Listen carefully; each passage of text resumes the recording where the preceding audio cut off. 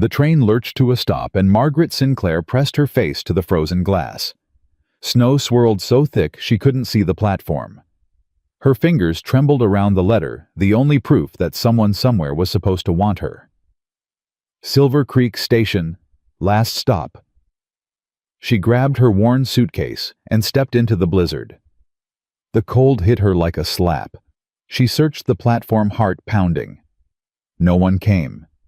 He promised he'd be here. Brown coat. Tall. 3 little girls. But the platform was empty.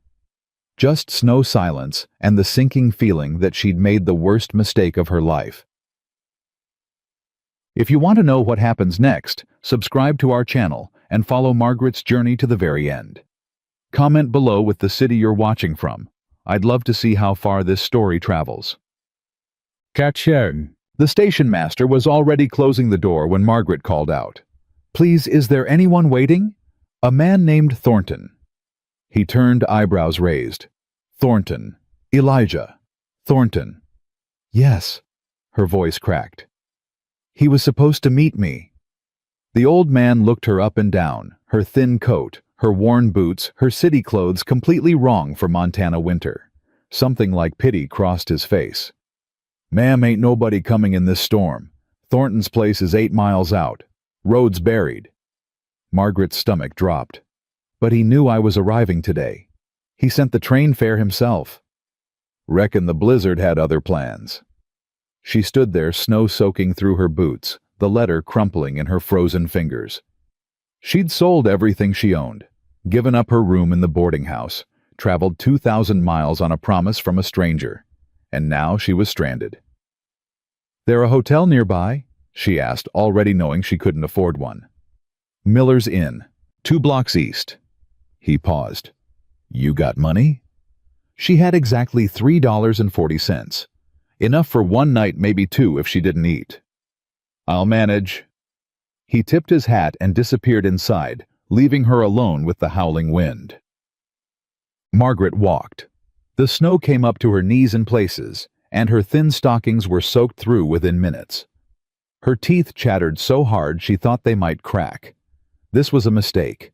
Coming here was a mistake. But what choice did she have? Boston had nothing left for her. No family, no prospects. Just a cramped room above a laundry, and 14-hour days bent over a sewing machine until her fingers bled. When the letter arrived 3 months ago, she'd read it 17 times. "Dear Miss Sinclair, I am a widower with 3 young daughters in need of a mother's care. I offer a home, honest work, and respect. If you are willing, I will send train fare." Signed, Elijah Thornton. Not romantic, not flowery, but real. She'd written back the same day. Now, stumbling through a blizzard in a town she didn't know, she wondered if the letter had been real at all. Miller's Inn was a squat wooden building with frost on the windows and smoke curling from the chimney. Margaret pushed through the door and nearly collapsed from the sudden warmth. A woman behind the counter looked up. Round face, gray hair, pulled back, tight eyes, sharp as needles. "Lord have mercy, you look half dead." "I need a room." Margaret's voice came out as a whisper. $1 a night. Meals extra. Margaret counted out the coins with numb fingers. $3. 3 nights. Then she'd be on the street. The woman, Mrs. Miller, presumably watched her count with an expression Margaret couldn't read. "You the mail-order bride?" Margaret froze. "Excuse me." "Word travels fast in small towns, honey. Thornton's been telling folks for weeks. Got a woman coming from Boston, gonna help with the girls." She snorted. "Half the town's been placing bets on whether you'd actually show." Margaret's cheeks burned. "I'm here." "So I see." "Mrs. Miller slid a key across the counter. "Room 4, upstairs. I'll send up some soup." "Thank you." As Margaret turned toward the stairs, Mrs. Miller added, "Storm should clear by morning. Thornton's a decent man. Quiet, but decent. He'll come." Margaret didn't answer. She just climbed the stairs 1 frozen step at a time. She didn't sleep that night. The room was small but clean, with a narrow bed and a window that rattled with every gust of wind. She sat wrapped in the thin blanket, watching the snow fall, thinking about the 3 little girls she'd never met. Rosalie, 10 years old. The letter said she was serious responsible. Too serious for her age, Thornton had written. She's been trying to mother her sisters since her mama passed. Violet, 7. Quiet. Don't take it personal if she won't talk. She ain't talked much since the funeral. And Lily, just 2 years old. She don't remember her mama at all. Maybe that's a mercy. 3 little girls who'd lost their mother, and Margaret was supposed to replace her. What was I thinking? She wasn't a mother. She'd never even held a baby. She knew how to sew dresses and darn socks and stretch a meal for 3 into a meal for 5. But mothering, that required something she wasn't sure she had. She pulled out the only photograph she owned, her mother taken 10 years ago, before the consumption ate her from the inside out. Before Margaret watched her waste away in a tiny room that smelled like blood and dying. "I don't know what I'm doing, Mama," she whispered. "But I couldn't stay there anymore. I just couldn't." The photograph didn't answer. Margaret pressed it to her chest and finally closed her eyes. Morning came gray and silent. The storm had passed, leaving behind a world buried in white. Margaret, dressed in her cleanest dress, blue wool patched at the elbows, but still decent, and went downstairs.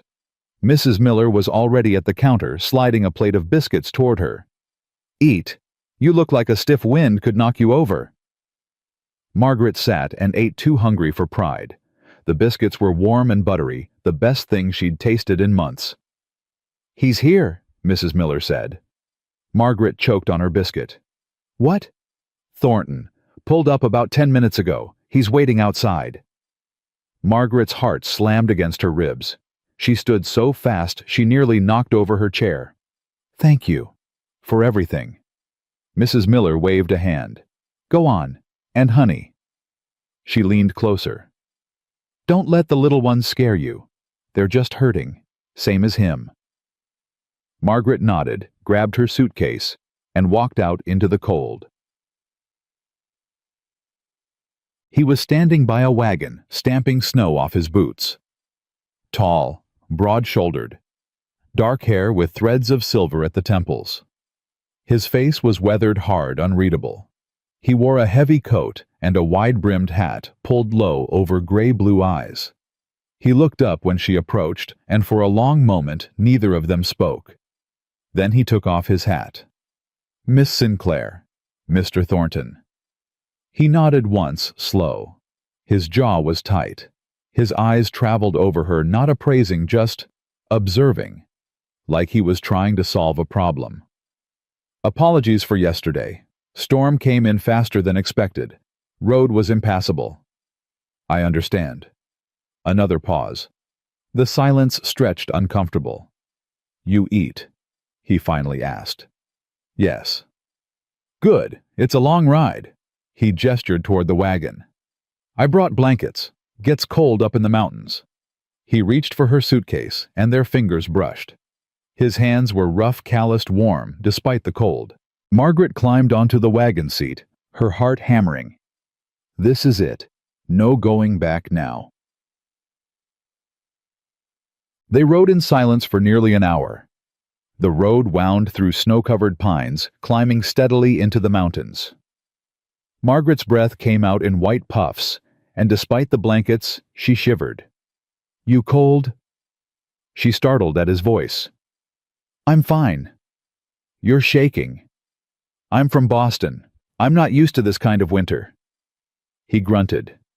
"You'll learn." More silence. Margaret watched him from the corner of her eye, the set of his jaw, the way his hands held the reins steady and sure. He wasn't handsome in the classical sense, but there was something solid about him, something real. "Mr. Thornton." "Eli." She blinked. "Pardon." "Call me Eli. Mr. Thornton was my father." "Eli," she repeated. The name felt strange on her tongue. "I wanted to ask about your daughters." His hands tightened on the reins. Just slightly, but she noticed. What about them? What should I know before I meet them? He was quiet for a long moment. Then, Rose is the oldest. She's been running the house since her mama died. Thinks she's got to take care of everything and everyone. He paused. She ain't gonna make this easy for you. Margaret nodded. And Violet? Vi's fragile. Don't push her. She'll come around in her own time. Or she won't. And Lily? For the first time, something softened in his face. Just a flicker, but Margaret caught it. Lily's easy. She just wants someone to hold her. His voice dropped. She deserves a mama. They all do. Margaret's throat tightened. I'll do my best. He looked at her, then really looked, and something passed between them. Not warmth exactly, more like recognition. That's all I'm asking, he said. The Thornton Ranch came into view just as the sun broke through the clouds. It was bigger than Margaret expected, a 2-story log house with smoke rising from the chimney, a massive barn, fenced pastures buried in snow. Mountains rose behind it, white peaks touching the sky. But what Margaret noticed first were the 3 small figures standing on the porch, watching, waiting, still as statues. They've been asking about you, Eli said, all week. Excited. Scared. He stopped the wagon and climbed down, then reached up to help her. His hands closed around her waist, strong and careful, and she felt her cheeks flush. Thank you. He nodded and led her toward the house. The 3 girls didn't move. The oldest, Rosalie, stood in front, chin lifted, arms crossed. She had her father's dark hair and her mother's stubborn jaw. Her eyes were cold. Behind her, Violet clutched a rag doll to her chest, half hidden behind her sister. Wide brown eyes, pale face, trembling lip. And in the doorway, a woman Margaret didn't recognize held a squirming toddler with wild curls and a gap-toothed smile. This is Mrs. Brennan, Eli said. She's been helping with the girls. The woman, Martha Brennan, smiled warmly. Welcome, Miss Sinclair. Lord knows these babies need a steady hand. Thank you for watching them. My pleasure. She set Lily down, and the toddler immediately waddled toward Eli, arms outstretched. Papa, Papa, up. He scooped her up easily, and Lily buried her face in his neck. Something in Margaret's chest ached at the sight. Girls, Eli said. This is Miss Sinclair. She's going to be staying with us. Silence. Rosalie's eyes narrowed. For how long? That's not your concern, Rosie. It is if she's going to be telling us what to do. Rose. Mama's only been gone 2 years, and you're already replacing her. The words hit like stones. Margaret opened her mouth to respond, but Eli got there first. Nobody's replacing your mama. Miss Sinclair is here to help, that's all. We don't need help. Rose's voice cracked. I've been doing fine. You're 10 years old. You shouldn't have to do fine. Father and daughter stared at each other, and Margaret could see the pain in both their faces, the same pain wearing different masks. Finally, Rose turned and stormed into the house, slamming the door behind her. Violet flinched at the sound and pressed closer to the doorframe. Eli sighed. I'm sorry. She's hurting. Margaret finished. I understand. He looked at her, surprised. My mama died when I was her age, she said quietly. I remember what it felt like. Like the whole world was wrong and nobody could fix it. Something shifted in his expression. Not softness, he wasn't a soft man, but something adjacent to it. Come inside, he said. I'll show you your room. The house was warm and surprisingly clean, though Margaret could see signs of struggle everywhere. A pile of mending in the corner, weeks old. Dishes stacked haphazardly in the sink. A child's drawing pinned to the wall, crooked and half falling. A house trying to hold itself together. failing. Eli led her upstairs to a small bedroom at the end of the hall. Simple furnishings, a bed, a dresser, a wash basin, a window that looked out over the mountains. "It ain't much," he said. "It's perfect." He stood in the doorway awkward, like he didn't know what to do with his hands. "Supper's at 6. If you need anything—" He trailed off. "I'll be fine." He nodded and turned to leave, then stopped. "Miss Sinclair?" "Margaret," she said, "if I'm calling you Eli." A pause. Then, almost imperceptibly, the corner of his mouth twitched. "Margaret." He said it carefully, like he was testing the weight of it. "Thank you. For coming. I know it wasn't easy. Neither is this." "No." He agreed. "It ain't." And then he was gone, his footsteps fading down the hall. Margaret sat on the edge of the bed and pressed her hands to her face. What have I gotten myself into? Supper was a disaster. Not the food Martha Brennan had left a pot of stew on the stove before leaving, and it was hearty and warm. But the silence around the table was suffocating. Eli sat at the head, eating steadily, saying nothing. Lily banged her spoon against her bowl, babbling happily. Violet pushed her food around without looking up, and Rose sat across from Margaret, glaring. "You're not our mother," she said suddenly. "Rose," Eli's voice was a warning. "I'm just saying what everyone's thinking. You're being rude. I'm being honest." She turned to Margaret. "You came here for his money, didn't you? That's what mail-order brides do." Margaret set down her spoon. "I came here because I had nowhere else to go. Same as most folks who end up out west." "So you admit you're desperate." "Rose, that's enough." "Yes," Margaret said calmly. "I am desperate. I'm desperate for a home, for a family, for a chance to be useful to someone." She held Rose's gaze. "I'm not here to replace your mother. No one could do that. But I am here to help, whether you like it or not." Rose's lip trembled. For a moment, Margaret thought she might cry, but the girl just shoved back from the table and ran upstairs. The slam of her bedroom door echoed through the house. Eli exhaled. "I'm sorry. She's not usually—" "Yes, she is," Margaret said gently. "And she has every right to be." He looked at her, really looked, and something in his expression shifted.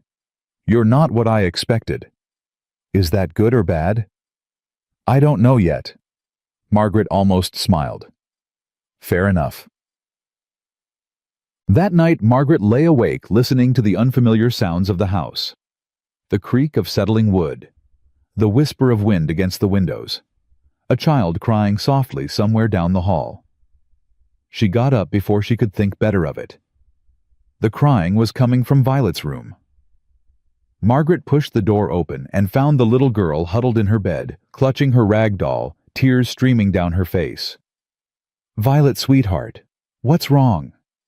The girl looked up startled. Her lip quivered. "I had a bad dream," she whispered. Margaret sat on the edge of the bed. "Do you want to tell me about it?" Violet shook her head. "That's okay. You don't have to." She hesitated, then gently brushed the hair from the girl's face. "Would you like me to stay until you fall asleep?" Violet's eyes widened. Then slowly she nodded. Margaret settled against the headboard. Violet curled up beside her, small and warm, still clutching her doll. "Mama used to sing to me," Violet whispered, "when I had bad dreams." Margaret's heart cracked. "I can try if you'd like." A pause. Then, "Okay." So Margaret sang an old lullaby. Her own mother used to sing, her voice soft and unsteady.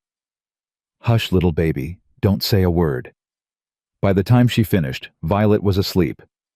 Margaret stayed anyway. She stayed until her own eyes grew heavy, until the house settled into silence, until the first gray light of dawn crept through the window. And somewhere in the night, a door creaked. She looked up to find Rose standing in the hallway watching. Their eyes met. Rose's expression was unreadable. Then she turned and walked back to her room. But she didn't slam the door. The next morning came too fast. Margaret woke with a crick in her neck, and Violet's small body still curled against her side. For a moment, she didn't remember where she was. Then it all rushed back the train, the blizzard, the cold eyes of a 10-year-old girl who hated her on sight. She slipped out of bed, carefully tucking the blanket around Violet's shoulders. The little girl stirred, but didn't wake. Downstairs, the house was quiet. Gray light filtered through the frost-covered windows. Margaret found her way to the kitchen and stood there uncertain. She could cook. She'd been cooking since she was 8 years old. But everything here was different. The wood stove instead of gas. The unfamiliar layout, the sheer size of the pots and pans meant for feeding ranch hands. She'd figure it out. She had to. She was elbow-deep in flour attempting biscuits when footsteps sounded behind her. "What are you doing?" Rose stood in the doorway, arms crossed, hair still mussed from sleep. "Making breakfast." "We don't eat breakfast until Papa comes in from the barn." "Then it'll be ready when he does." Rose watched her for a long moment. Then she walked to the counter and looked into the bowl Margaret was mixing. "You're doing it wrong." Margaret paused. "Am I? Too much water. They'll be flat." "How much should I use?" Rose hesitated, clearly torn between helping and maintaining her hostility. Finally, she reached past Margaret and scooped out some of the wet dough. "Start over. Less water this time. And the stove needs more wood if you want it hot enough." Margaret nodded. "Thank you." Rose didn't respond. She just grabbed a log from the pile beside the stove and shoved it into the fire with more force than necessary. They worked in silence after that. Margaret mixing, Rose stoking the fire, neither of them speaking, but both of them present. It wasn't friendship. It wasn't even a truce. But it was something. The kitchen door opened, bringing a gust of cold air and the stamp of boots. Eli appeared, snow-dusting his shoulders, his cheeks red from the wind. He stopped when he saw them. "You're up early?" he said to Margaret. "Couldn't sleep." His eyes moved to Rose, then back to Margaret. Something flickered across his face, surprise, maybe, or cautious hope. "Biscuits smell good." Rose helped. Rose shot Margaret a sharp look, but didn't contradict her. Eli hung his coat by the door. "I'll wash up. Vi and Lily awake." "Violet's still sleeping. I haven't checked on Lily." "I'll get them." He paused in the doorway. "Margaret." She looked up. "Thank you for staying with Vi last night." Her cheeks warmed. It was nothing. It wasn't nothing. His voice was quiet, rough. Not to her. Then he was gone, his footsteps heavy on the stairs. Rose stared at the spot where her father had stood. Her expression was unreadable. "He doesn't say thank you," she said finally. "Not to anyone. Not since Mama died." Margaret didn't know what to say, so she just turned back to the biscuits and kept working. The days that followed were hard. Harder than Margaret had expected, and she'd expected plenty. The ranch was a world unto itself. 30 horses that needed feeding and watering, fences that needed mending, a house that needed cleaning, 3 children who needed attention, and 100 other tasks she didn't even know existed until they were thrust upon her. She burned the first 3 meals she attempted. The 4th was edible but tasteless. By the 5th, Rose had started silently correcting her mistakes, before they happened, adding salt when Margaret forgot pulling the bread from the oven before it blackened. They didn't talk about it. They didn't talk about much of anything. But Rose was there watching, judging, and occasionally helping despite herself. Violet remained a ghost. She drifted through the house like a shadow clutching her rag doll, rarely speaking. But at night, she'd appear at Margaret's door, eyes wide with silent pleading, and Margaret would let her crawl into bed beside her. They never discussed it in daylight. It was their secret. Lily was the only easy one. She'd taken to Margaret, immediately reaching for her whenever she was near, babbling in a language only she understood. "Mama," she said one morning, grabbing Margaret's skirt. The word hit like a blow. Margaret froze. Eli, who'd been pulling on his boots by the door, went still. "Lily," Rose said sharply. "That's not Mama. That's Miss Sinclair." Lily's face crumpled. "Mama?" "No." Rose's voice cracked. "Mama's gone. Remember, Mama's in heaven." The toddler started to cry, and Margaret's heart shattered into pieces. "It's all right," she said, kneeling down. "It's all right, sweetheart. I'm right here." She gathered Lily into her arms, and the little girl buried her face in Margaret's neck, sobbing. Rose turned away, but not before Margaret saw the tears streaming down her face. Eli stood frozen by the door. His jaw was clenched so tight Margaret could see the muscle jumping. "I'll be in the barn," he said roughly. And then he was gone. That night, after the children were in bed, Margaret found him on the porch, staring out at the snow-covered mountains. "Mind if I join you?" He didn't answer, which she took as permission. She wrapped her shawl tighter and sat on the bench beside him. The silence stretched, but it wasn't uncomfortable, just heavy. "She looks like her," Eli said finally. Margaret waited.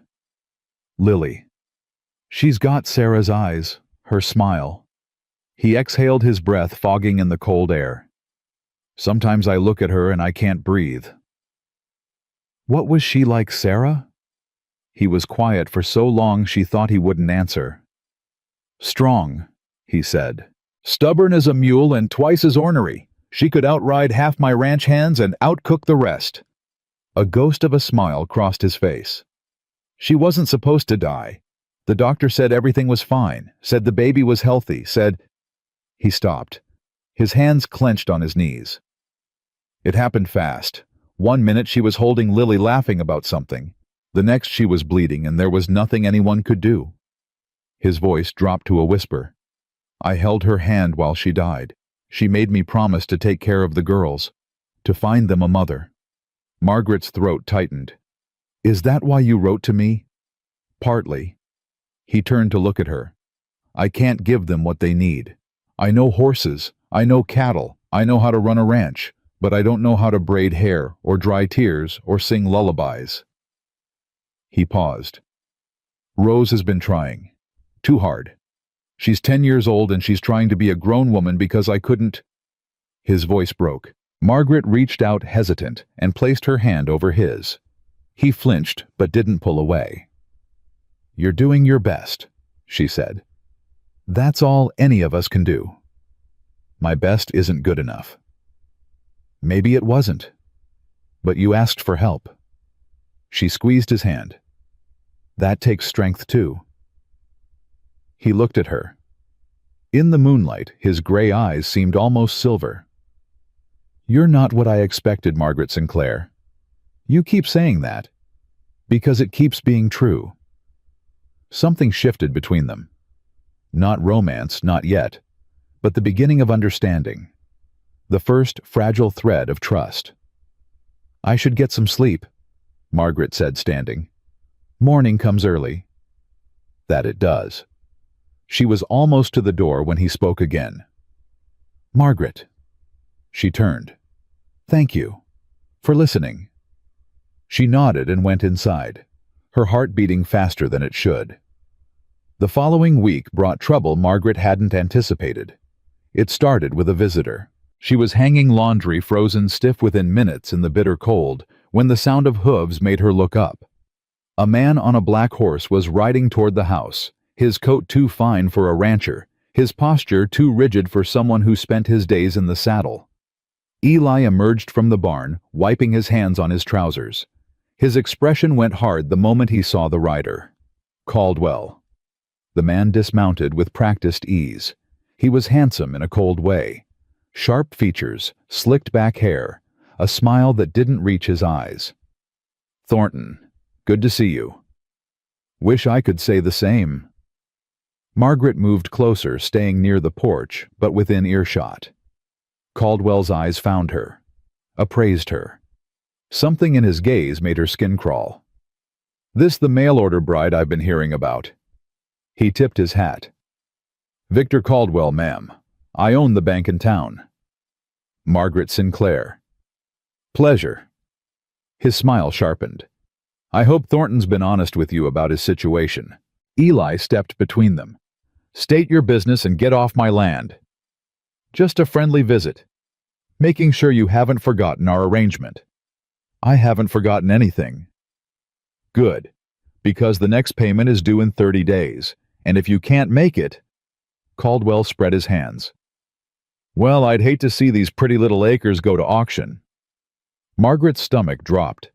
She looked at Eli, saw the tension in his shoulders, the fury barely contained in his clenched fists. I'll have your money, Eli said through gritted teeth. I certainly hope so. For your sake. And your daughter's.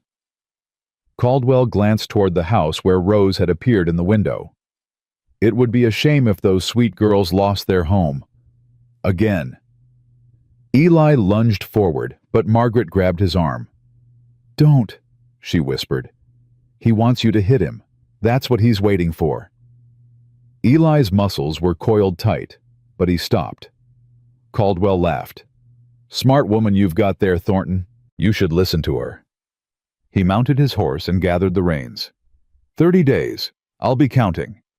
He rode off, leaving a trail of churned snow behind him. Eli stood rigid watching until Caldwell disappeared over the ridge. Then he turned and walked toward the barn without a word. Eli. Not now. The barn door slammed behind him. Margaret stood in the cold, her heart pounding, her mind racing. She didn't know the details, but she knew enough. The ranch was in debt. Caldwell owned that debt, and if Eli couldn't pay, they'd lose everything. That night she found Rose in the kitchen washing dishes with furious intensity. You heard? Margaret said. Rose didn't look up. I always hear. Papa thinks I don't, but I do. Margaret picked up a towel and started drying. How bad is it? Bad. Rose's voice was flat. Mama's medical bills. The funeral. A bad winter 2 years ago that killed half the herd. Papa borrowed from Caldwell to keep us going. Now Caldwell wants his money and we don't have it. What happens if he can't pay? Rose finally looked at her. Her eyes were too old for a 10-year-old. Caldwell takes the ranch. He's been wanting this land for years. That's why he gave Papa the loan in the first place. He knew Papa couldn't pay it back. Margaret's blood ran cold. That's evil. Rose laughed bitterly. Welcome to Silver Creek, Miss Sinclair. Folks here smile to your face and steal from you the minute you turn around. Not everyone. Enough of them. Rose went back to scrubbing, and Margaret dried in silence, her mind churning with questions she didn't have answers to. The blizzard came 3 days later. Margaret woke to a world of white. Snow fell so thick she couldn't see the barn from the window. The wind howled like a living thing, rattling the walls, forcing its way through every crack and crevice. Eli had gone to the barn before dawn and hadn't returned. By noon, Margaret was pacing. He's fine, Rose said, though her voice wasn't steady. He knows what he's doing. It's been hours. Papa's survived worse. But Rose kept glancing at the window, her face pale. At 2 o'clock, the kitchen door burst open. Eli stumbled in, covered in snow, ice crusting his eyebrows and beard. Papa? Rose ran to him. I'm all right. Help me get these boots off, can't feel my feet. Margaret grabbed blankets while Rose tugged at her father's frozen laces. They got him to the fire, wrapped him up, forced hot coffee down his throat. The horses? Margaret asked. Safe. Barn's holding. He shivered violently. Gonna be a bad one. Might be snowed in for a week. Violet appeared at the top of the stairs, eyes wide. Lily was crying in her arms. Mama, Mama! Margaret's heart clenched. I'm coming, sweetheart. She spent the next hour with the little ones, calming them, feeding them, keeping them warm, while the storm raged outside. By evening, the house had taken on a siege mentality. Everyone huddled together, rationing firewood, listening to the wind scream. It was that night that Lily got sick. Margaret noticed it first, the flush on the toddler's cheeks, the glassy look in her eyes. She pressed a hand to Lily's forehead and felt the heat radiating off her. Eli. He looked up from stoking the fire. She's burning up. Eli crossed the room in 3 strides. He touched Lily's forehead and his face went white. God. No. It might just be a cold. Sarah had a fever too, the night before she... He couldn't finish. Margaret grabbed his arm. This isn't the same. Lily is going to be fine, but I need water, clean cloths, whatever medicine you have. He stared at her frozen. Eli, go. Something in her voice snapped him out of it. He nodded and disappeared. The next 12 hours were the longest of Margaret's life. She stayed by Lily's side through the night, bathing her forehead with cool water, singing the same lullaby over and over until her voice went hoarse. The fever spiked at midnight, and for one terrible moment, Margaret thought they were going to lose her. But Lily fought. She cried and thrashed and called for her mama, and Margaret held her through all of it, whispering promises she prayed she could keep. I'm here, sweetheart. I'm not going anywhere. You're going to be all right. Eli sat in the corner, head in his hands, unable to watch, but unable to leave. Rose appeared sometime after 2, a cup of tea in her trembling hands. I thought you might need this. Margaret looked up. Rose's face was streaked with tears. Thank you. Rose sat down beside her. For a long moment, neither of them spoke. Then so quietly, Margaret almost didn't hear it. Please don't let her die. Margaret reached out and took Rose's hand. I won't. They sat together through the darkest hours, 3 generations of grief and fear and desperate hope, while the storm raged outside and a little girl fought for her life. Dawn broke gray and silent. The storm had finally passed, and Lily's fever had broken. Margaret felt the change the moment it happened, the heat receding the small body, relaxing the breathing, evening out into natural sleep. She's going to be okay, Margaret whispered. Eli lifted his head. His eyes were red, his face haggard. You're sure? The fever's gone. She just needs rest now. He stood slowly like a man twice his age and crossed to the bed. He looked down at his daughter, and Margaret saw his throat work. I can't. His voice broke. If I'd lost her too. You didn't. He turned to Margaret. Something in his expression had shifted. The walls he kept so carefully in place had cracked, and she could see the raw, wounded man beneath. You saved her. I just did what needed doing. No. He stepped closer. You did what I couldn't. You stayed calm. You fought for her. He stopped, struggling for words. I don't know how to thank you. You don't have to. He reached out hesitant and tucked a strand of hair behind her ear. His fingers lingered on her cheek, rough and gentle at the same time. I do, he said quietly. And I will. Then he turned and walked out of the room, leaving Margaret with a racing heart and a sleeping child, and the dawning realization that somewhere along the way, this had stopped being about duty. It had become something else entirely. She found Rose still sitting in the corner, watching her with an expression Margaret couldn't read. You stayed all night, Rose said. Of course I did. You didn't have to. Yes, I did. Rose was quiet for a long moment. Then she stood, smoothed her skirt, and walked toward the door. She paused at the threshold. Maybe, she said, not quite looking at Margaret.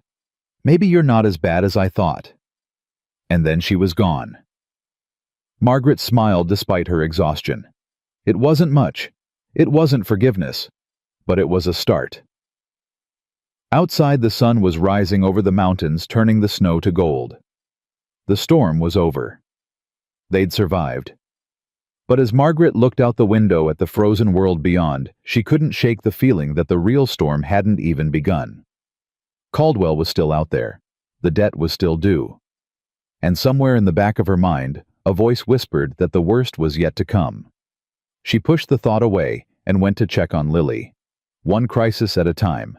That's all she could manage. But deep down she knew. She knew that something dark was gathering on the horizon waiting for its moment. And when it came, she'd have to be ready. The days after Lily's recovery were quiet ones. Too quiet. Margaret caught herself jumping at every sound: the creak of the porch, the distant whinny of horses, the crunch of snow under boots that might or might not belong to Eli. They hadn't spoken about what happened in that room. The way he'd touched her face. The look in his eyes when he said he'd thank her. But something had shifted between them, subtle as the first crack in spring ice, and neither of them knew quite what to do with it. 2 weeks had passed since Caldwell's visit. 18 days until the payment was due. Margaret had started counting. She was in the kitchen kneading bread with more force than necessary when Martha Brennan arrived. The older woman stamped snow off her boots and unwrapped her scarf. Her face pinched with cold and something else. "You look troubled," Margaret said. "I am." Martha sat down heavily at the table. Word's spreading in town. Caldwell's been talking. Margaret's hands stilled on the dough. Talking about what? About Eli. About the debt. About how this ranch is going to be his by month's end. Martha's eyes were hard. He's not even pretending to be subtle anymore. He's already got buyers lined up for the horses. He can't do that. Eli still has time. Time, yes. Money, no. Martha shook her head. "I've known Eli Thornton since he was a boy. He's proud. Too proud. He won't ask for help and he won't accept charity. But if something doesn't change..." She didn't finish. She didn't have to. Margaret wiped her hands on her apron and sat down across from Martha. "What do you know about Caldwell? Really know?" Martha was quiet for a long moment. Then she leaned forward, lowering her voice. "Victor Caldwell came to Silver Creek 8 years ago with a pocket full of money and a smile that could charm a snake. Nobody knew where the money came from. Nobody asked. He bought the bank, started making loans to ranchers, farmers, anyone who needed cash." Her expression darkened. "At first, folks thought he was a godsend. Interest rates were fair, terms were reasonable, then people started defaulting. He changed the terms. Couldn't prove it, but somehow every loan he made ended up costing folks double what they expected, and when they couldn't pay..." Martha's hands tightened on the table. "He took everything. Land, livestock, homes. Half the property in this county belongs to Caldwell now. He just lets other folks work it while he collects the profits." Margaret felt sick. And no one stopped him. How he owns the bank. He's got lawyers in Helena. Sheriff Hartley's tried, but Caldwell's always one step ahead, always got his papers in order. Martha reached across the table and gripped Margaret's hand. "I'm not telling you this to scare you. I'm telling you because you need to understand what you're up against. This isn't just about money. Caldwell wants this land. He's wanted it for years. And he'll do whatever it takes to get it." "Why, there must be hundreds of acres around here. Why is he so fixated on Thornton's ranch?" Martha hesitated. "There's a spring on the property. Only fresh water source for miles. Whoever controls that spring controls every ranch in the valley." She paused. "Sarah, Eli's wife, she refused to sell him water rights. Told him to his face that she'd rather die than let him have a drop." Margaret's blood went cold. "And then she did die." "I'm not saying Caldwell had anything to do with it. Childbirth is dangerous, and sometimes..." Martha's voice trailed off. "But the timing was convenient. For him." The words hung in the air, heavy and poisonous. Margaret thought about Sarah Thornton fighting to protect her family's land until her last breath. She thought about Rose trying to be a mother at 10 years old, about Violet who barely spoke, about Lily who called Margaret Mama and didn't understand why everyone looked so sad when she did. She thought about Eli working himself to the bone every day, carrying a weight no one man should have to bear. "There has to be something we can do," Margaret said. "If there was, I'd have done it already." Martha stood and wrapped her scarf back around her neck. "Just be careful." Caldwell doesn't take kindly to obstacles, and right now you're standing between him and something he wants. After Martha left, Margaret stood at the window for a long time watching the snow fall. She'd come here looking for a family, for safety, for a place to belong. Instead, she'd walked into a war. That night she told Eli what Martha had said. He listened in silence, his face growing harder with every word. "You should leave," he said when she finished. "What? This isn't your fight. You didn't sign up for this." Margaret stared at him. "You think I'm going to run now?" "I think you'd be smart to." "Then I guess I'm not smart." She stepped closer. "Eli, I've spent my whole life running. Running from poverty, running from loneliness, running from anything that felt too hard or too painful." Her voice cracked. "I'm done running." He was quiet for a long moment.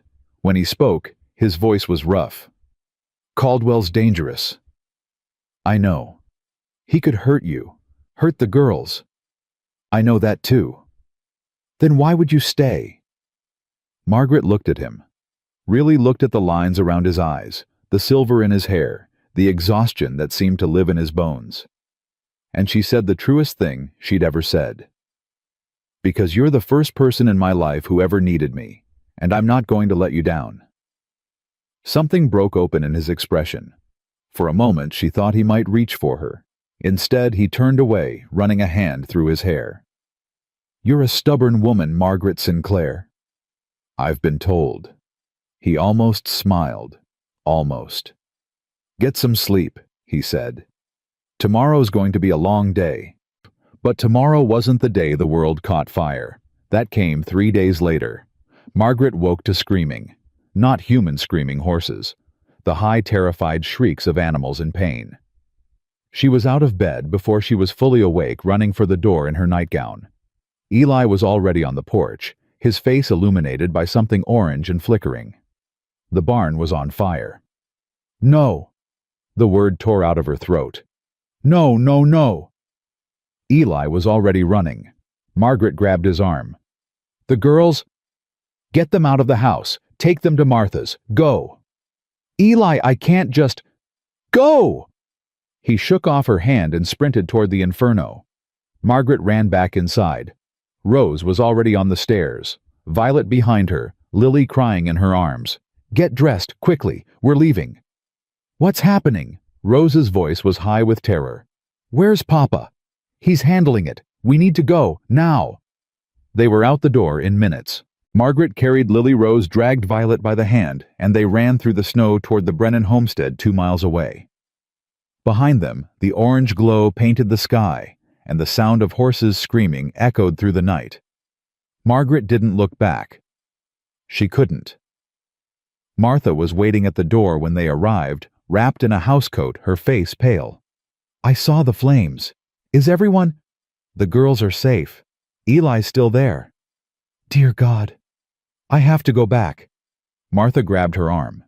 "Margaret, you can't. I have to." She thrust Lily into Rose's arms. "Take care of your sisters." Rose's eyes were huge, terrified, but she nodded. Margaret ran. She ran until her lungs burned and her legs screamed and the cold bit through her thin nightgown like teeth. She ran until the Thornton Ranch came back into view, and then she stopped because she couldn't believe what she was seeing. The barn was fully engulfed. Flames licked at the night sky, sparks swirling upward like demonic fireflies. And in front of it, silhouetted against the inferno, Eli was leading horses out of the burning structure, one by one, disappearing into the smoke, again and again. Eli. He didn't hear her. Or if he did, he didn't stop. She ran toward him, and that's when she saw them. 2 men on horseback at the edge of the property watching. One of them held a torch. Caldwell's men. Rage flooded through her, hot and pure. "You did this," she screamed at them. "You'll pay for this." One of them laughed. The other turned his horse and rode off into the darkness. Margaret didn't chase them. There was no point. Instead, she ran toward Eli, who had just emerged from the barn with another horse, this one wild-eyed and screaming. "Eli, you have to stop. The structure's going to collapse. There's more inside. 5 more. You'll die. I won't leave them." He plunged back into the smoke before she could stop him. Margaret looked around wildly. The water pump was frozen solid. The snow was too deep to move quickly. She had nothing except her own 2 hands. So she ran into the barn after him. The heat was overwhelming. The smoke blinded her instantly, tearing at her throat, stealing her breath. She dropped to her knees and crawled, calling Eli's name, her voice lost in the roar of flames. She found him near the back, struggling to open a stall door. The latch had warped from the heat, trapping a mare inside. "Together!" she shouted. He looked at her eyes, red and streaming, and for a moment she thought he might yell at her to leave. Instead, he just nodded. They pulled together, muscles straining wood, groaning. The latch gave with a shriek, and the mare bolted past them, nearly trampling them both. "How many more?" "2!" They got the next horse out. Then the roof began to collapse. The beam came down so fast, Margaret barely registered it. 1 second Eli was beside her, the next, he was on the ground, pinned beneath a burning timber. He screamed. A sound Margaret would never forget. "Eli!" She grabbed the beam, ignoring the way the flames seared her palms. She pulled with everything she had, with strength she didn't know she possessed. The timber shifted just enough for Eli to drag himself free. "Can you walk?" I can't." She didn't wait for him to finish. She hooked her arm under his shoulders and half carried, half dragged him toward the barn door. The last horse followed them out, wild with panic. They collapsed in the snow 20 feet from the barn. Behind them, the structure groaned and finally mercifully caved in on itself. They lay there gasping, watching their livelihood burn. "Your hands," Eli said. His voice was barely a whisper. Margaret looked down. Her palms were blistered raw, weeping. "They'll heal." "Margaret, don't." She struggled to sit up. "Don't you dare thank me. Not now." He reached for her, his fingers wrapping around her wrist. "I wasn't going to thank you. I was going to say..." He coughed hard enough to shake his whole body. "I was going to say you're the bravest person I've ever met." Tears cut hot tracks down her soot-stained face. "You're an idiot, Eli Thornton, running into a burning barn. You ran in after me. Because you're an idiot. Someone had to save you." He laughed. It turned into another cough, then a groan of pain. His leg was twisted at an angle that made Margaret's stomach turn. "I need to get help," she said. "Can you make it to the house?" "I'll crawl if I have to." She helped him to his feet, foot really, since he couldn't put weight on the other leg. Together they limped toward the house, while behind them the last embers of the barn crackled and died. The next hours blurred together. Sheriff Hartley arrived with 2 deputies, alerted by the flames visible for miles. Martha came with the girls, her face white with fear. A doctor was summoned from town, a small, quiet man who set Eli's broken leg with grim efficiency. "You'll walk again," the doctor said. "But not for 6 weeks. Maybe more." Eli's jaw tightened. "I can't afford 6 weeks." "You don't have a choice." Margaret sat by his bedside, her hands bandaged her body, aching with exhaustion. The girls had finally fallen asleep, crowded together in Rose's bed because none of them wanted to be alone. "This was Caldwell," Margaret said. It wasn't a question. Eli nodded. "His men, Frank Dawson and whoever he hired." "Sheriff Hartley?" "Can't prove anything. Dawson's got alibis lined up, I'm sure. Caldwell's too smart to leave tracks." Eli closed his eyes. "The barn's gone, half the horses with it. Even if I could work, I couldn't make the payment now. He's won." "He hasn't won." "Margaret, be realistic." "No." She leaned forward, grabbed his hand. "I didn't run into that fire to watch you give up. We'll find another way." "There is no other way." "Then we'll make one." He opened his eyes, looked at her. really looked. "Why?" he asked. "Why do you care so much about a man you barely know and a family that isn't yours?" The words hit her somewhere deep. She took a breath. "Because you are mine," she said quietly. "You and those girls. Maybe not by blood, maybe not by law, but in every way that matters. You're mine, and I don't let go of what's mine." He stared at her for a long moment. Then slowly he raised their joined hands and pressed them to his chest. "You're going to be the death of me, Margaret Sinclair." "Not if I can help it." The ghost of a smile crossed his face. Then exhaustion pulled him under and he slept. Margaret stayed by his side until dawn, watching him breathe, planning her next move. Caldwell thought he'd won. He thought the fire would break them. He was wrong. Morning brought visitors, not the ones Margaret expected. First came Tom Redfeather, Eli's oldest friend, a quiet man with steady hands who took one look at the burned-out barn and set to work clearing debris without a word. Then came the Hendersons from the next valley over. Then the O'Malleys. Then families Margaret had never met. Neighbors she didn't know existed. All of them arriving with tools and lumber and grim determination. "What is this?" Margaret asked Martha, who was directing traffic like a general commanding troops. "This," Martha said, "is what folks do when one of their own is hurting. Caldwell might own the bank, but he doesn't own Silver Creek. Not yet." By noon, there were 20 people working on the property. By evening, the framework for a new barn was taking shape. Sheriff Hartley arrived just before sunset, his expression grave. "Can I speak with Miss Sinclair?" Margaret led him inside where Eli was awake and propped up in bed, his face pale but alert. "I questioned Dawson," Hartley said. "He's got witnesses who claim he was in town all night, playing cards at the saloon." "They're lying." "Probably. But I can't prove it. Not yet." Hartley removed his hat. "But I've been doing some digging of my own, into Caldwell's business dealings. There's something not right about his books, discrepancies in the loan records, amounts that don't match, dates that don't add up." Eli frowned. "What are you saying?" "I'm saying that if we can prove Caldwell's been altering documents, manipulating loan terms after they're signed, that's fraud. Federal crime. He'd lose everything." "How do we prove it?"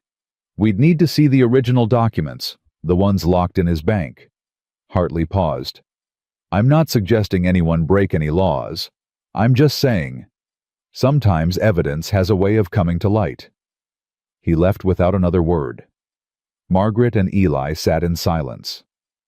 "He's giving us permission," Margaret said slowly, "to go after Caldwell. He's giving us a hint. That's not the same thing." "It's enough." She stood, her mind racing. "Caldwell has to have copies somewhere, or ledgers, something that shows what he's really doing." "Margaret, you can't." "I can and I will." She turned to face him. "You can't walk. You can barely sit up. But I'm not broken. And I'm not afraid of Victor Caldwell." "You should be." "Maybe. But I'm more afraid of losing this family. Losing you." The words slipped out before she could stop them.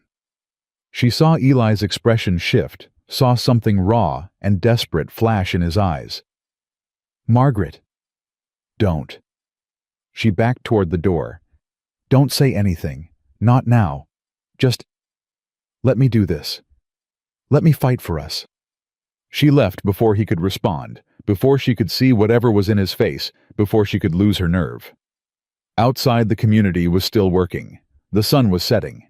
And somewhere out there, Victor Caldwell was celebrating a victory he hadn't actually won. Margaret squared her shoulders. She'd come to Montana with nothing but a letter and a hope. Now she had something worth fighting for. And God help anyone who got in her way. The plan came together in pieces over the next 3 days. Margaret had never broken a law in her life. She'd never stolen so much as a penny, never lied to anyone who mattered, never done anything her mother would have been ashamed of. But as she sat in Martha Brennan's kitchen, listening to Sheriff Hartley lay out what he knew about Caldwell's operation, she realized she was about to change that. "The bank closes at 4, Hartley said. "Caldwell leaves by past. His clerk, a boy named Peter, stays until 5 to balance the books. After that, the place is empty until morning." "You're telling me this because you want me to break in?" Hartley didn't blink. "I'm telling you this because I can't. I'm the law. If I step 1 foot in that building without a warrant, anything I find becomes useless in court." He paused. "But if a private citizen happened to discover evidence of fraud and brought it to my attention, then you could act." "Then I could act." Margaret looked at Martha, who nodded slowly. "I'll go with you," the older woman said. "No, you've got too much to lose. And you don't. I've got nothing except what I'm fighting for. That makes me the right person for this." Tom Redfeather, who'd been silent in the corner, finally spoke. "You'll need a distraction. Something to keep Caldwell occupied while you're inside." "What kind of distraction?" Tom smiled grimly. "Leave that to me." They moved that night. The moon was hidden behind clouds, and Silver Creek lay quiet under a blanket of fresh snow. Margaret walked through the back alleys, heart pounding so loud she was certain everyone in town could hear it. Her hands were still bandaged from the fire, but she'd regained enough movement to grip the tools Tom had given her: a thin piece of metal for the lock, a small lantern, and a knife she prayed she wouldn't need. She reached the back of the bank and pressed herself against the wall. Somewhere on the other side of town, Tom was supposed to be setting a small fire in one of Caldwell's empty warehouses. Nothing that would hurt anyone, just enough smoke to draw attention. She waited, counted her heartbeats, prayed. Then she heard it: distant shouts, the clang of the fire bell. The distraction had worked. Margaret slipped the metal into the lock and worked it the way Tom had shown her. It took 3 tries, her hands shaking, sweat beading on her forehead despite the cold. Then the lock clicked open. She was in. The bank's back office was small, and cluttered desk, chair, filing cabinets, a safe she didn't have time or skill to open. The ledgers had to be here somewhere. Hartley had said Caldwell kept 2 sets of books, one for show, one with the real numbers. She found the first ledger in the desk drawer. Neat columns, pristine entries, everything proper. This was the fake one. The real one would be hidden. She searched the cabinets. Nothing. Under the desk. Nothing. Behind the portrait on the wall, a small compartment, and inside a leather-bound book with no label. Margaret's hands trembled as she opened it. The numbers didn't match. The interest rates in this book were double what the official ledger showed. Payment amounts were different. Dates had been changed. And in the margins, in Caldwell's own handwriting, were notes. Names of ranchers he'd targeted. Properties he intended to seize. A column labeled actual debt that was half of what people had been told they owed. It was all here. Everything. She was so absorbed in the evidence that she didn't hear the door open behind her. Well, well. Margaret's blood turned to ice. Victor Caldwell stood in the doorway, a pistol in his hand, and a smile on his face. "I had a feeling someone might try this eventually," he said. "Didn't expect it to be the mail-order bride." Margaret clutched the ledger to her chest. "It's over, Caldwell. The sheriff knows everything." "Does he?" Caldwell stepped closer. "And what exactly does he know? That I run a tight business? That I collect on debts people rightfully owe?" He gestured with the gun. "Put the book down." "No." Something flickered in his eyes. Surprise, maybe. Or amusement. "You're brave, I'll give you that. Stupid but brave." He cocked the pistol. "Put it down, Miss Sinclair. I won't ask again." Margaret's mind raced. She had seconds, maybe less. The gun was pointed at her chest. The door was behind Caldwell. There was no way out. Except, she hurled the lantern at his face. Caldwell ducked, cursing, and the gun went off. The shot went wide, shattering a window. Margaret didn't wait. She bolted for the door, the ledger still pressed against her body, and ran. She ran through alleys and side streets, her lungs burning, her legs screaming. She heard Caldwell shouting behind her, heard boots pounding on frozen ground. She didn't look back. She just ran. She burst into the sheriff's office 3 minutes later, gasping for breath, the ledger thrust toward Hartley like a weapon. "Proof," she managed. "Everything. He's coming." The door crashed open behind her. Caldwell stood there, wild-eyed, gun still in hand. "That woman is a thief," he snarled. "She broke into my property. I demand—" "You demand nothing." Hartley stepped forward, hand on his own pistol. "Put the gun down, Caldwell. She stole from me. She brought me evidence of fraud, federal fraud." Hartley's voice was iron. "And you just fired a weapon at an unarmed woman. I've got witnesses." He nodded toward the window where a crowd had gathered, drawn by the gunshot. "Half the town's watching. You want to add attempted murder to your charges?" Caldwell's face went pale. For the first time, Margaret saw fear in his eyes. "This isn't over," he hissed. "Yes, it is." Hartley motioned to his deputies. "Take him." They dragged Caldwell out in handcuffs, his protests echoing through the cold night air. Margaret stood in the middle of the office, trembling, the ledger still clutched to her chest. She'd done it. She'd actually done it. Then her legs gave out and everything went dark. She woke in Martha's house wrapped in quilts, her burned hands rebandaged. Daylight streamed through the window. Someone was holding her hand. "You're awake." Rose, sitting by the bed, face-pale, eyes red-rimmed. "The ledger." "Sheriff Hartley has it. He's already sent word to the federal marshal in Helena." Rose's grip tightened. "Papa's been asking about you. He wouldn't stop asking until Martha promised to send word the minute you woke up." Margaret tried to sit up. Her whole body ached. "How long was I out?" "All night. The doctor said you collapsed from exhaustion. And your hands." Rose looked down at the bandages. "You hurt them again. Running." "I didn't have a choice." Rose was quiet for a moment. Then so softly, Margaret almost missed it. "You could have died." "I could have." "Why? Why would you risk that for us? You barely know us." Margaret looked at this fierce, stubborn, hurting girl. The girl who'd been forced to grow up too fast, who'd carried her family on 10-year-old shoulders, who'd resented Margaret from the moment she arrived. "Because that's what family does," Margaret said. "They fight for each other, even when it's hard, even when it hurts." Rose's lip trembled. "We're not your family." "You are to me." Something broke in Rose's expression. The wall she'd built so carefully, brick by brick, crumbled all at once. She threw herself forward, wrapping her arms around Margaret, and sobbed. "I'm sorry," she choked out. "I'm sorry I was so mean. I was scared. I thought if I let you in, I'd lose Mama all over again." "I know, sweetheart. I know." Margaret held her tight, stroking her hair. "It's all right. I'm here. I'm not going anywhere." They stayed like that for a long time, two broken people holding each other together. When Rose finally pulled back, wiping her eyes, she said something that made Margaret's heart stop. "Can I call you Ma?" Margaret's throat closed up. She couldn't speak. She just nodded. Rose smiled, really smiled for the first time since Margaret had known her, and stood. "I'll tell Papa you're awake. He's been driving everyone crazy." She left, and Margaret was alone with her tears. Ma. She'd called her Ma. She pressed her hands to her face and wept.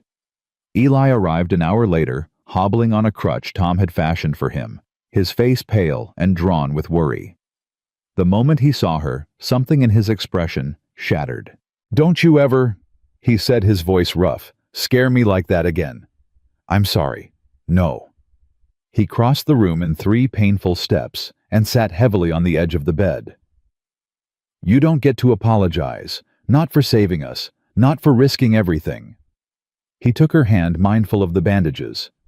"But you do have to promise me something." "What?" "Next time you decide to take on a corrupt banker with nothing but a lantern and stubbornness, You tell me first, so I can talk you out of it. Despite everything, she laughed. I can't promise that. I figured. He raised her hand to his lips and kissed her knuckles gentle as a whisper.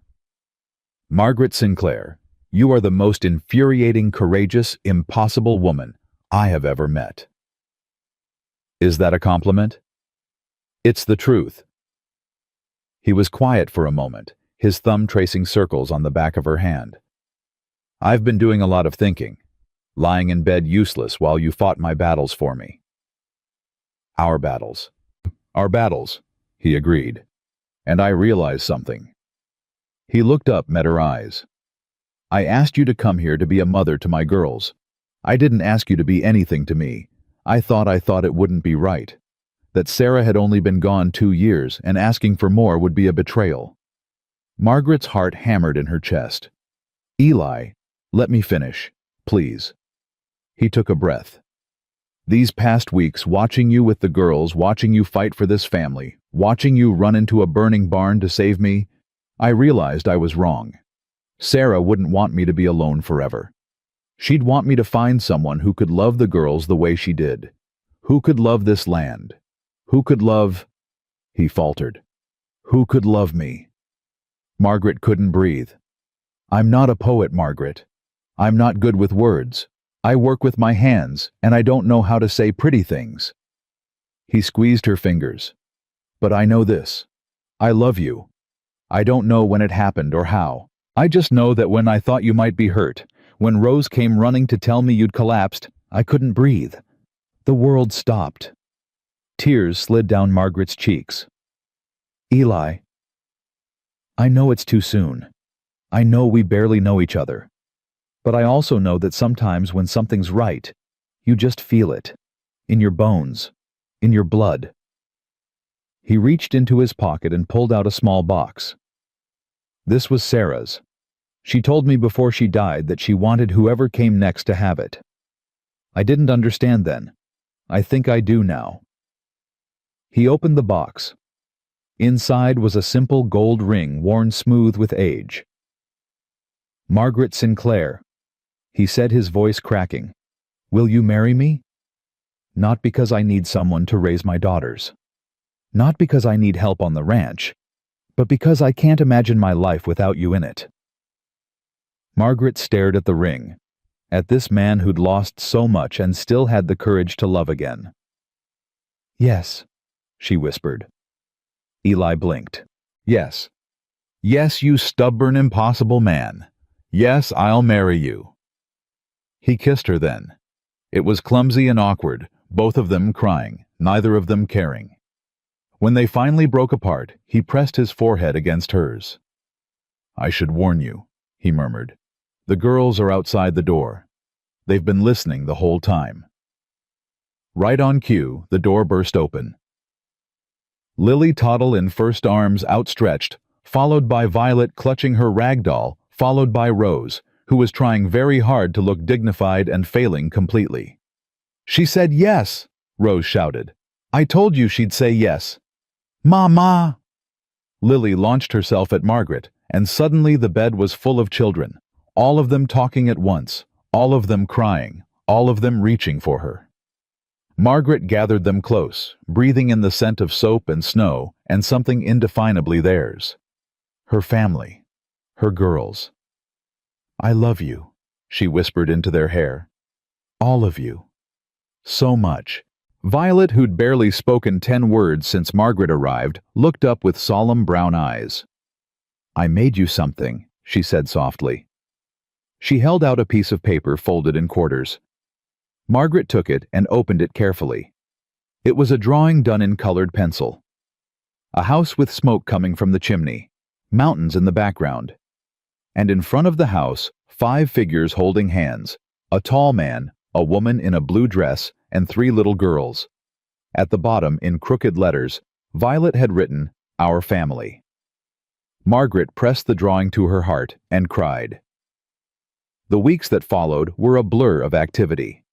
Caldwell was transported to Helena in chains. The federal marshal found evidence of fraud spanning years. Dozens of ranchers cheated, hundreds of documents falsified. The trial would take months, but the outcome was certain. Victor Caldwell would never hurt anyone again. The money he'd stolen was returned to its rightful owners. Eli's debt, the real debt, not the inflated one, was paid off with funds recovered from Caldwell's accounts. The ranch was saved. And on a bright March morning with snow still on the ground, but sunlight warm on their faces, Margaret Sinclair became Margaret Thornton. The whole town came. The O'Malleys and the Hendersons, the shopkeepers from Silver Creek, the ranchers who'd rebuilt Eli's barn with their own hands. Martha Brennan stood at the front, dabbing her eyes with a handkerchief. Tom Redfeather leaned against the wall, smiling his quiet smile. Rose walked Margaret down the aisle, chin high, eyes shining. Violet carried a basket of winter flowers. Lily, who didn't quite understand what was happening, kept shouting, "Ma!" at random intervals, making everyone laugh, and Eli. Eli stood at the altar, still leaning on his crutch, still pale from weeks of healing, but looking at Margaret like she was the only person in the world. Margaret, take the Elijah." The words flowed over her like water, like sunlight, like coming home. When Eli kissed her, the room erupted in cheers. Lily clapped her hands. Rose whistled through her teeth. Violet smiled so wide it transformed her whole face. And Margaret thought, this is what I was looking for. Not a husband, not safety. This messy, imperfect, beautiful family. This home. That night after the celebration had wound down and the guests had gone home, Margaret stood on the porch of the Thornton house, her house now, and watched the stars come out. Eli joined her, wrapping his arm around her waist. "What are you thinking about?" he asked. "I was thinking about the letter. The one you sent me." She leaned into him. "You wrote that you needed someone to help with the girls. Someone willing to work hard. Someone who didn't expect romance." "I did write that. You were wrong, you know." He chuckled. "I've been wrong about a lot of things. But this time I'm glad you were." She turned to face him, cupping his jaw in her still healing hands. "I came here expecting nothing. I found everything." "Margaret Thornton," he murmured, testing the name. "I like the sound of that." "So do I." He kissed her under the stars, slow and sweet, and Margaret knew with absolute certainty that every hard road, every lonely night, every moment of doubt and fear had led her here. To this man. These children. This life. She'd come west looking for a place to belong. She'd found so much more. Inside the house, Lily started crying for her mama. Margaret smiled against Eli's lips. "Duty calls? It always does." They walked inside together, hand in hand, and Margaret scooped Lily into her arms. "I'm here, sweetheart. Mama's here." And for the first time in her life, the word felt true. Spring came slowly to Montana, the way all precious things do. Margaret woke one morning to a sound she hadn't heard in months: birdsong. She lay still in the bed she now shared with Eli, listening to the melody drifting through the window, and felt something loosen in her chest. Something that had been wound tight since the day she stepped off that train into a blizzard. Beside her, Eli stirred. His arm tightened around her waist, pulling her closer. "You're awake," he murmured against her hair. "Listening to the birds." Means the snow's finally breaking." She turned in his arms to face him. Even after 3 months of marriage, the sight of him first thing in the morning still made her heart skip. The silver in his hair. The lines around his eyes. The way he looked at her like she was something miraculous. "What?" he asked, a smile tugging at his lips. "Nothing. Just happy." He kissed her forehead. "Good. You deserve to be happy." A crash from downstairs made them both jump. "Lily," Rose's voice rang out. "Put that down, Mama. Lily's trying to eat the soap again." Margaret laughed and threw back the covers. "Duty calls." "Always does." Eli agreed, but he was smiling too. Downstairs, chaos reigned. Lily had indeed found the soap and was gnawing on it with determination.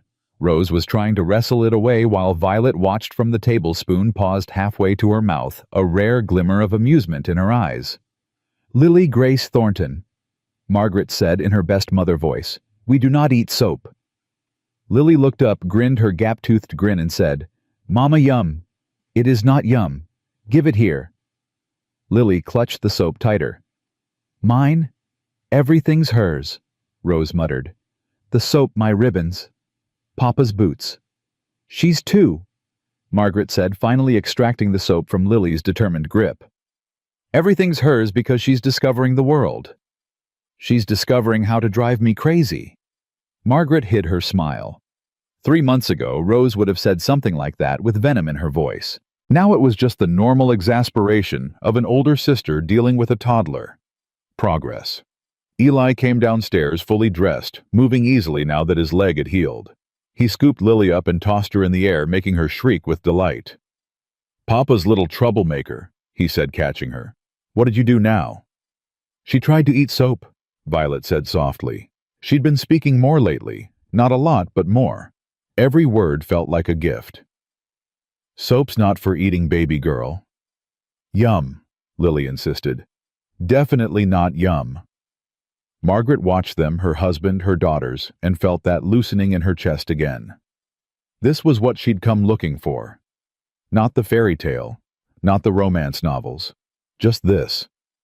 Ordinary mornings, chaos and laughter, belonging. The new barn was finished now, built stronger than the old one with the help of neighbors who'd become friends. The horses that survived the fire had foaled over the winter, and the ranch was slowly rebuilding. It would take years to recover fully, but they had time. They had each other. That afternoon, Martha Brennan came to visit, bringing fresh bread and the latest gossip from town. She'd become a fixture in Margaret's life, part mother figure, part co-conspirator, all friend. "Caldwell's trial starts next month," Martha said, settling into a chair by the fire. "Word is he's trying to plea down, claiming he didn't know what his employees were doing." Margaret snorted. "That's ridiculous."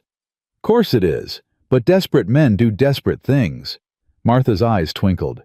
"Speaking of desperate men, how's yours doing?" "Eli's not desperate anymore." "No, I reckon he's not." Martha studied her for a moment. "You look different, you know, since I first met you." "Different how?" "Settled, like you finally stopped running." Margaret looked down at her hands.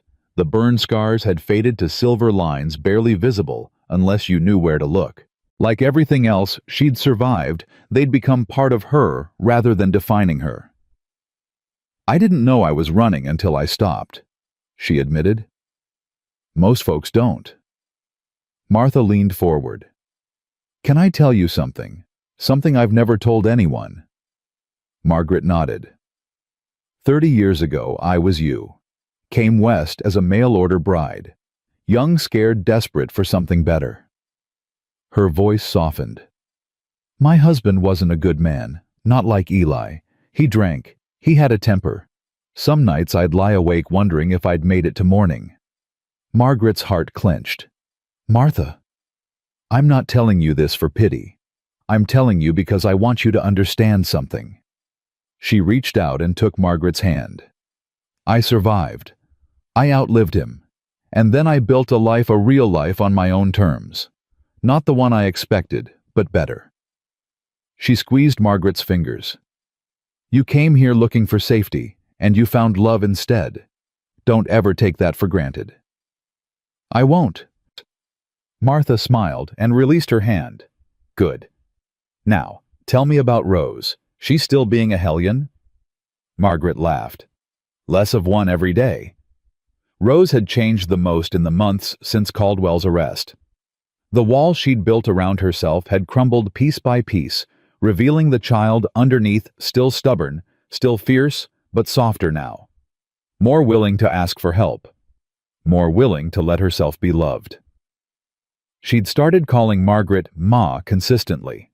Every time she said it, Margaret's heart grew a little fuller.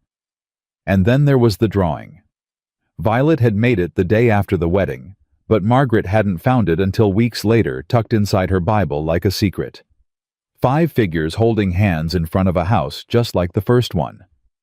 But this time, there was a 6th figure, tiny, barely visible, nestled in the drawing Margaret's arms. When she'd asked Violet about it, the girl had just shrugged and said, "I dreamed it." Margaret hadn't thought much of it at the time. Children dreamed all sorts of things. But now, standing in her kitchen 3 months later, her hand pressed to her stomach, she thought about that drawing and felt the world tilt beneath her feet. "Margaret," Eli appeared in the doorway. "You all right? You've been standing there for 10 minutes." She turned to him. Her husband. The father of her children. The man who'd given her everything she never knew she wanted. "I need to tell you something." His face went pale. "What's wrong?"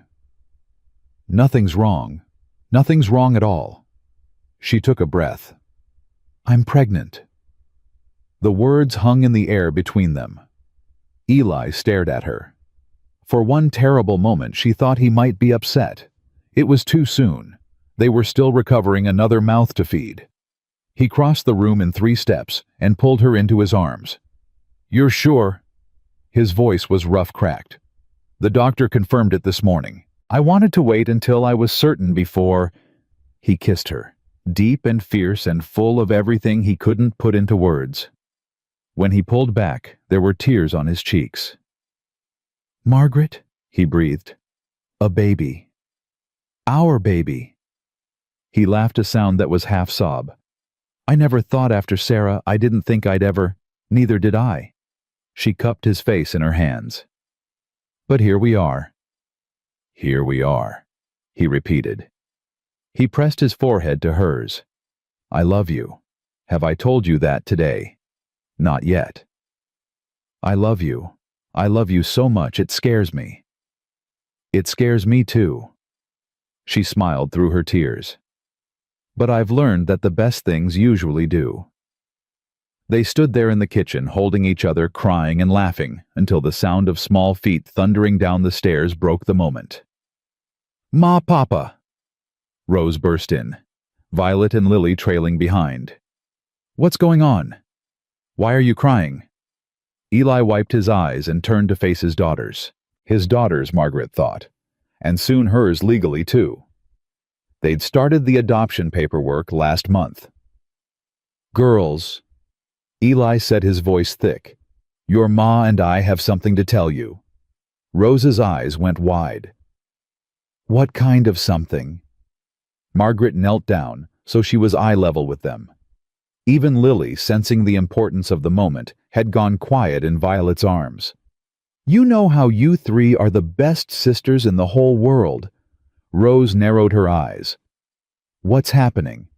"Well," Margaret said, "in about 7 months, you're going to have a chance to prove it, because you're going to have a new baby brother or sister." Silence. Then Rose exploded. "A baby. A real baby. We're getting a baby." She spun around to Violet. "Vi, did you hear that? A baby." Violet's eyes had gone huge. Slowly, a smile spread across her face, the biggest smile Margaret had ever seen from her. "I knew it," she whispered. Margaret blinked. "What?" "I dreamed it. Remember the drawing?" Violet looked at Margaret with those solemn brown eyes that saw too much. "I dreamed there was a baby. I didn't know when, but I knew." Margaret pulled her close. "You're something special, Violet Thornton." "Baby," Lily said, confused. She patted Margaret's stomach. "Baby in there." "Yes, sweetheart, baby in there." Lily considered this for a moment. Then she grinned. "Mine?" Everyone laughed, and the kitchen filled with noise and joy and all the beautiful chaos of family. That night, after the girls were in bed, Margaret sat on the porch, wrapped in a quilt, watching the stars come out. The snow was almost gone now. In its place, she could see the first hints of green grass pushing through the mud buds forming on the trees. New life everywhere she looked. Eli joined her, lowering himself into the chair beside her. "Penny for your thoughts." She smiled. I was thinking about the woman who got off that train 6 months ago. How scared she was. How alone. She's not alone anymore. No, she's not. Margaret reached for his hand. You know what's strange? All my life I was looking for safety, for security. That's what I thought I needed. A place where nothing bad could happen. And now I know that's not how it works. Bad things happen. Fires, storms, evil men who try to take what isn't theirs. She squeezed his fingers. But good things happen too. Love, family, people who show up when you need them. She turned to look at him. I stopped looking for safety. I started looking for something worth fighting for. And I found it. Eli raised her hand to his lips.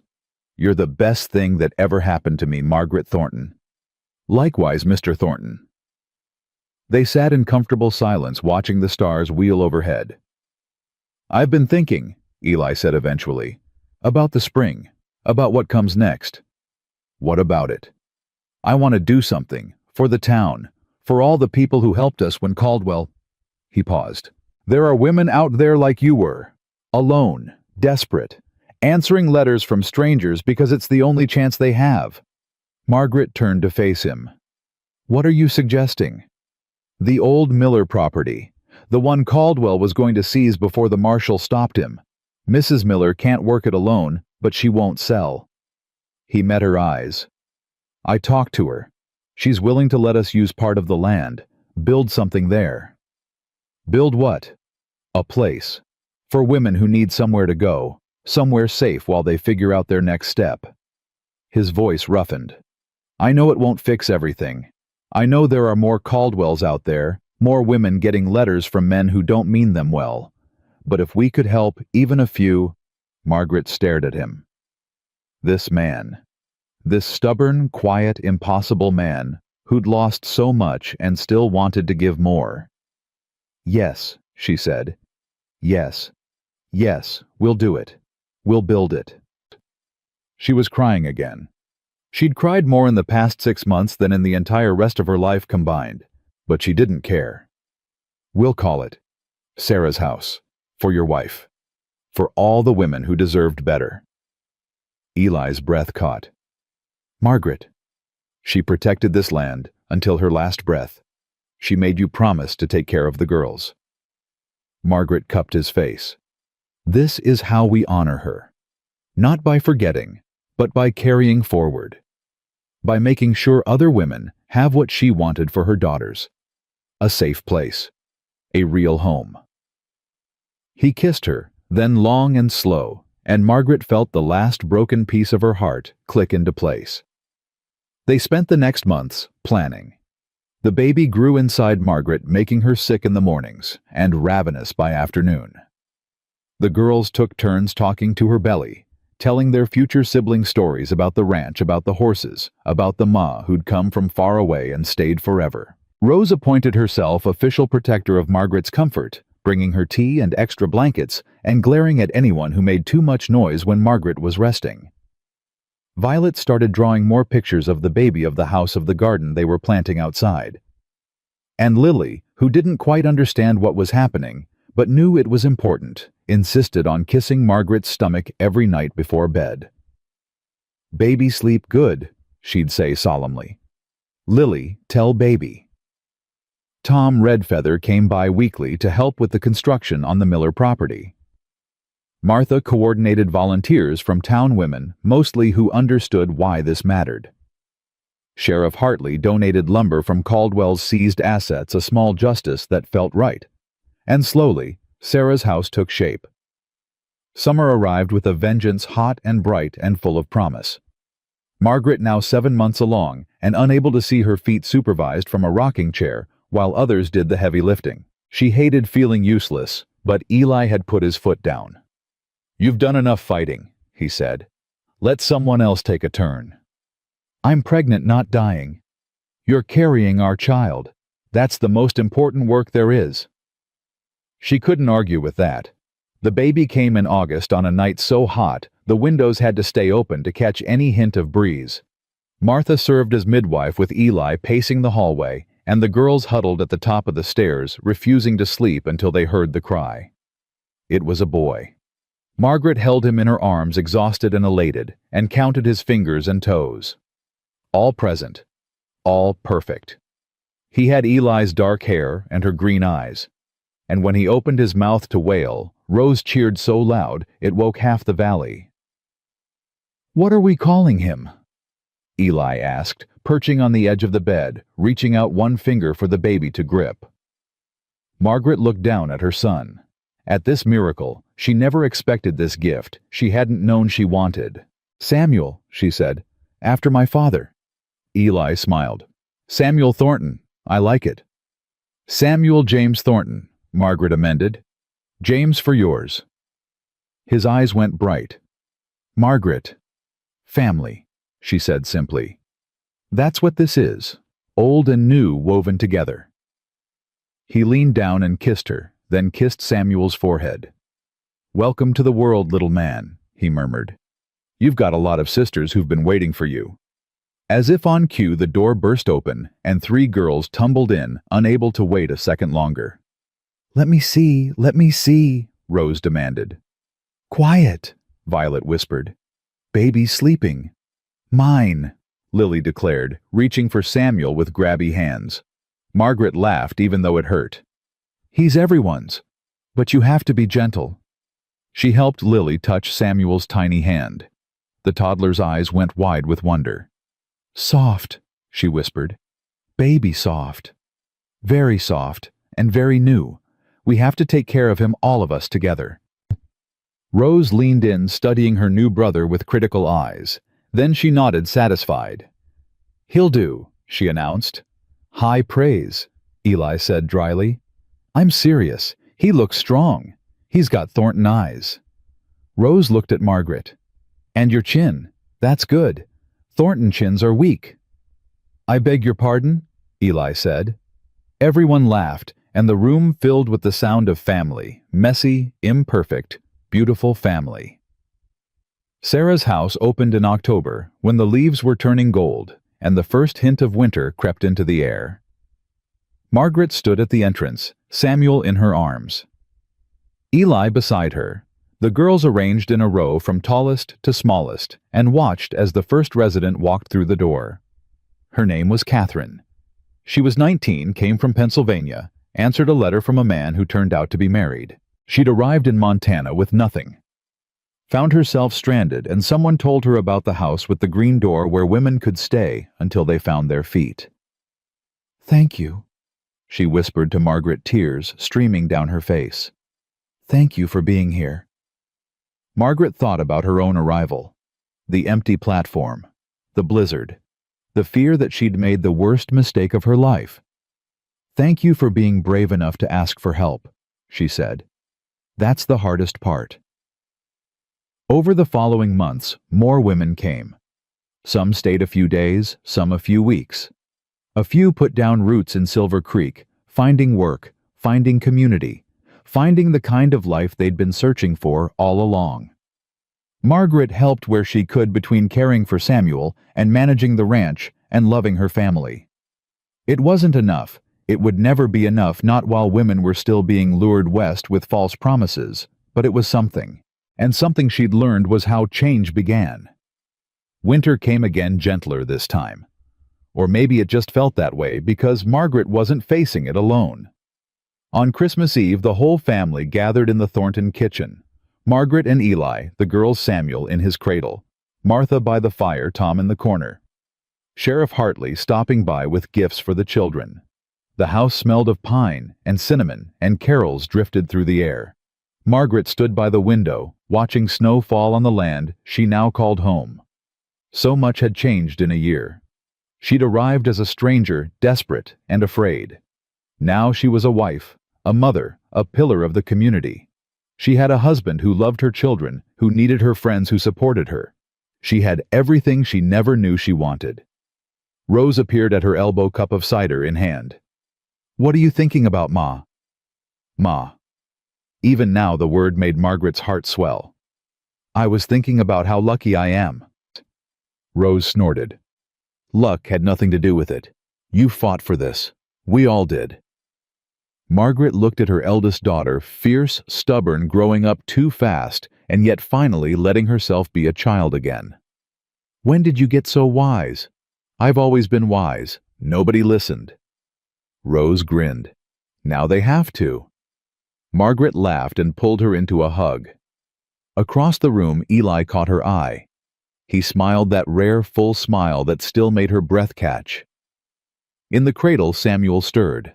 Lily immediately abandoned her toys to check on him, her favorite job since he was born. Violet sat by the fire with her sketchbook, drawing something Margaret couldn't see. This, Margaret thought.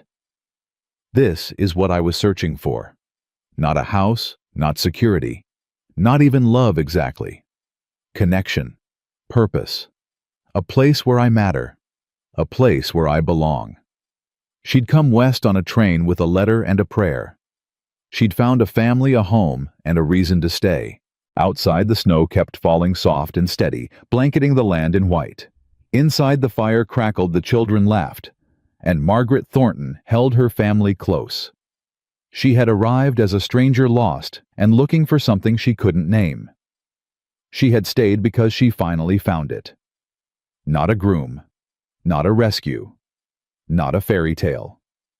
Just love, imperfect, hard-won, and absolutely completely real. And that in the end was more than enough. It was everything.